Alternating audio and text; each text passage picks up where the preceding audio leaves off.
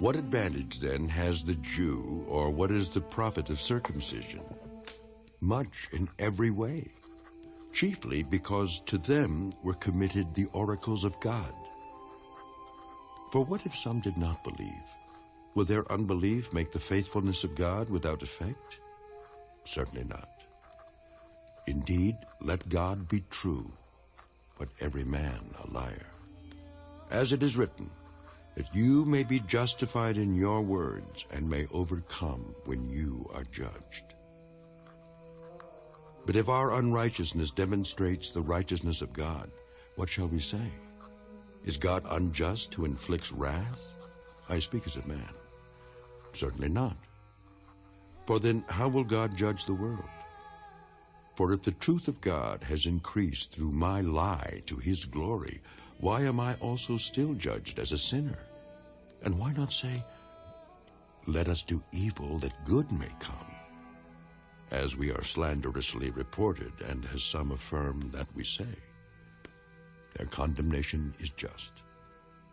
What then? Are we better than they? Not at all. For we have previously charged both Jews and Greeks that they are all under sin. As it is written, there is none righteous, no, not one. There is none who understands. There is none who seeks after God. They have all turned aside. They have together become unprofitable. There is none who does good, no, not one. Their throat is an open tomb. With their tongues they have practiced deceit.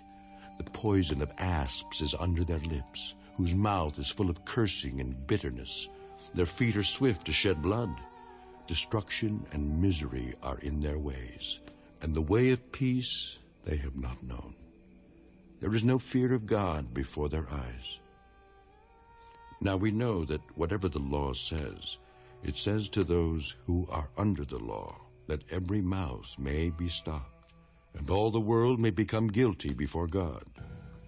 Therefore by the deeds of the law no flesh will be justified in his sight, for by the law is the knowledge of sin. But now the righteousness of God apart from the law is revealed, being witnessed by the law and the prophets, even the righteousness of God, through faith in Jesus Christ, to all and on all who believe.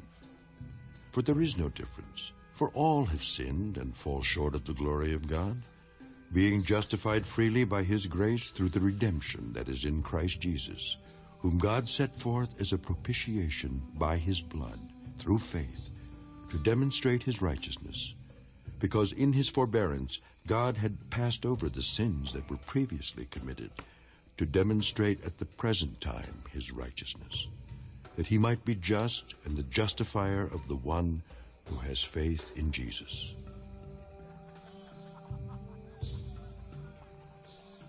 Where is boasting, then? It is excluded.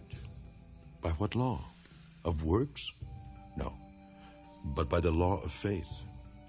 Therefore we conclude that a man is justified by faith apart from the deeds of the law.